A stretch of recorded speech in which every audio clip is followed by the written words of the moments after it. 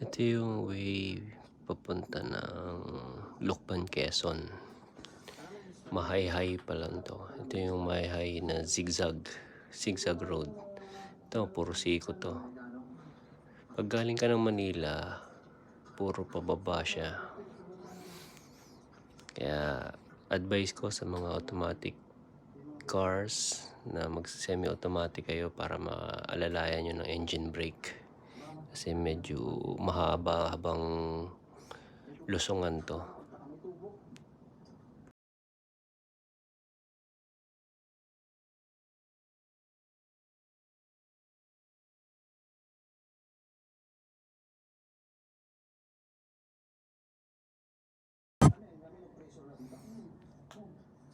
Mga tatlong mahahabang curve to.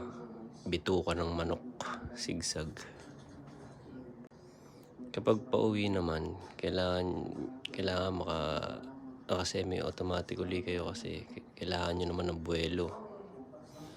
Kasi puro ahon na naman na kurbada, siko.